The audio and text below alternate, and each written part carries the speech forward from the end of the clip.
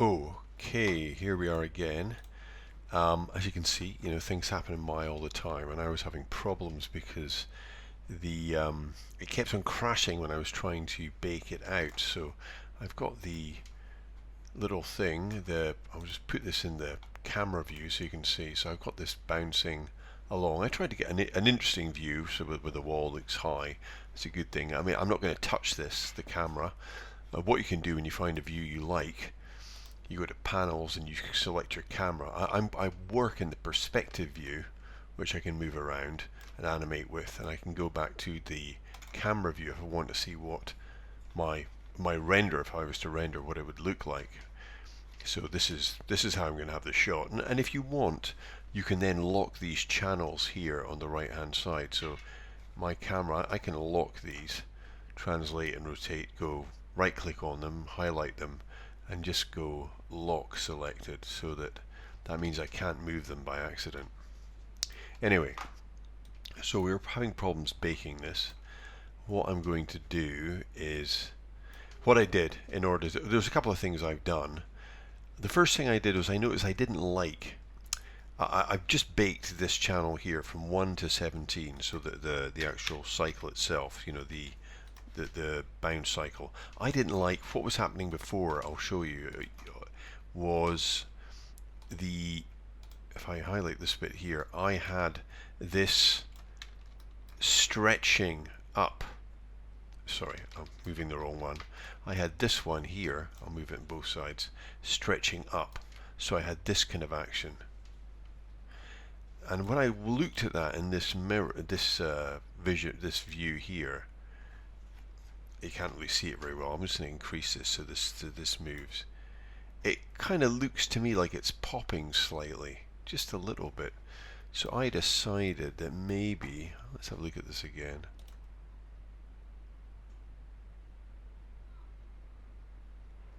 Doesn't look too bad. I thought it might be better if this was, as opposed to being up. I have to move both because these keys, remember, at both ends are copied. I thought this might be better if it was slightly lower down, so there's more of a kind of squash. And so the only bit where the creature comes up, if we look, is this frame here where it's coming off the ground. I might even stretch this a little bit more, just a tad more. That might look a bit better. Maybe this. How much can I get away with? Maybe that. So then I'll play this and have a look at this. So then this is looping, by the way, so that's why the animation, even though it's just, I just baked out this bit here up to frame 17, because it's looping it, you've got the animation continuing. So let's see what that looks like. Yeah, that looks to me a little bit better. Okay, I'm still not 100% pleased with the tail, but because this is a tutorial, you can also work into that.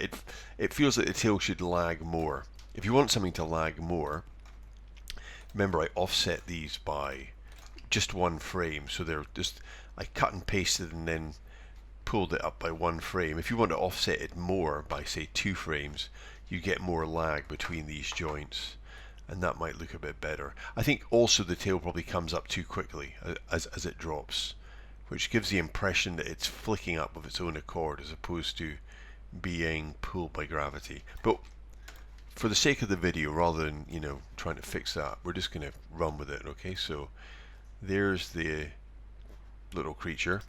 Now what I'm going to do is I'm going to bake. I'm just going to select these controls, just by dragging and clicking over the top of them, the controls on the body of this. That is, I'll show you in this view. I'm not going to select, that's interesting, the nerves. I'm going to go to the perspective view so you can see.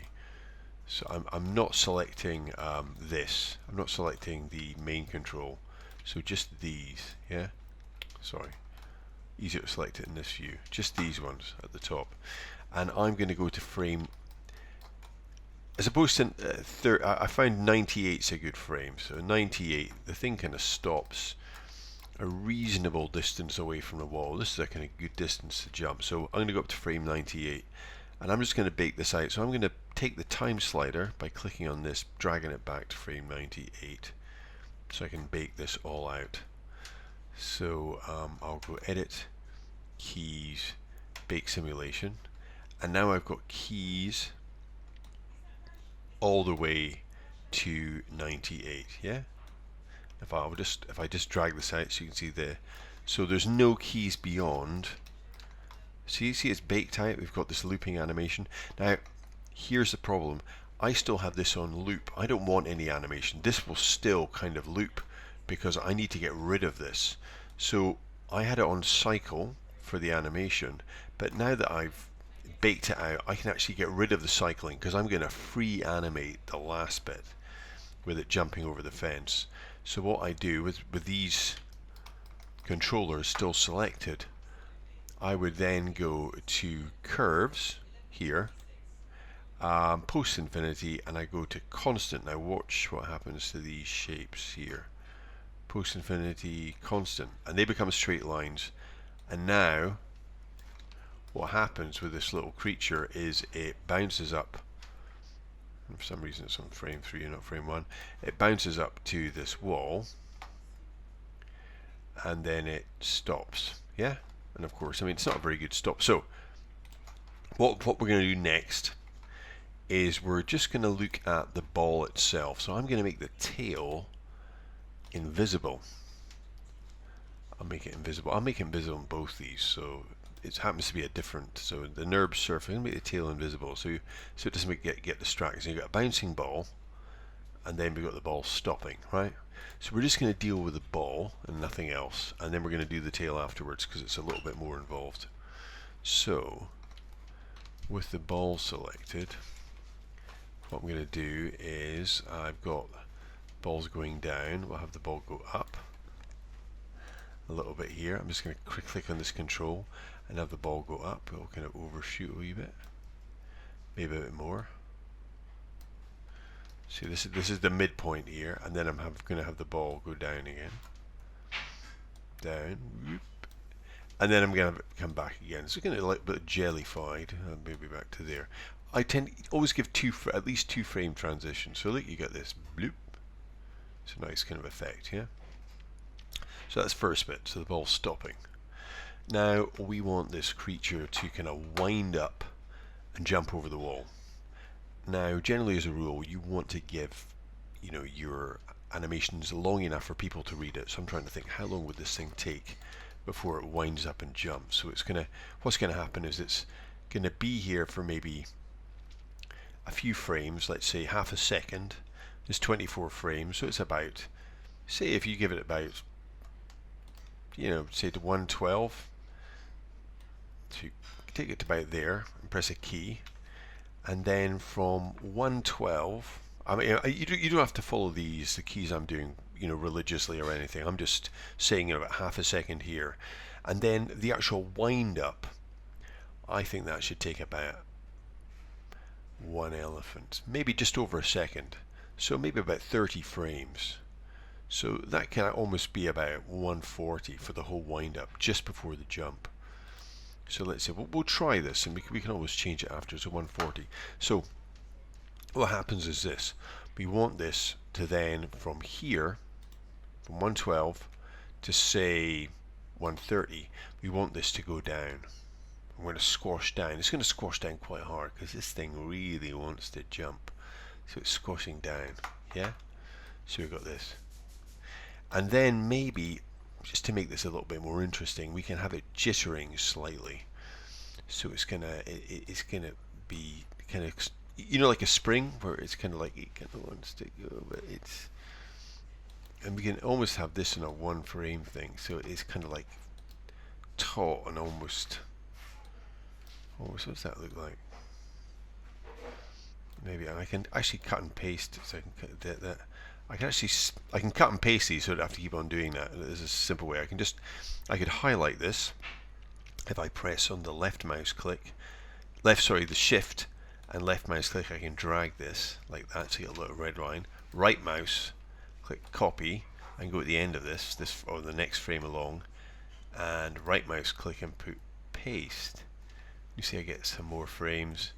So then we've got this kind of before the jump. And then, so let's see if we got that. And also, you know, where it winds up for the jump, maybe I want it slow, and maybe I want it to speed up a little bit more. So it's going to be, so maybe the middle, it kind of winds up quite quickly, and then it's straining a little bit for the last. So I'm going to just go in there and kind of move this. So you've got this kind of a. I'm wondering about the popping. Now this thing, I've got one frame transitions here. I wonder what happens if I just take out some of these frames. I'm going to see if that, I can cut these out. Hang on, cut. I can cut out this frame here. Cut. And cut this one out. Cut. And maybe this one I might move along one. This one I'll move back. What does that look like? That's maybe a bit better. Yeah, one frame transitions, they never work very well. You have the, you know, you can get away with them and it's an incredibly fast motion, but as soon as it's a little bit less, it can start. See, I've got these. That actually looks a bit better, a bit more naturalistic. It's kind of like pushing to try and jump. So this is what we've got so far. I'm just gonna. So you've got this thing coming along, and then it's, you know, getting ready. Boom, up it goes. And we can see the up and down motion here if we want to. I can always increase bits or decrease bits, and maybe make that a bit higher. So we've got a kind of perceptible, yeah. But and then on this frame, then you're going to have the maybe a real stretch. So this is the frame where it kicks off, and then here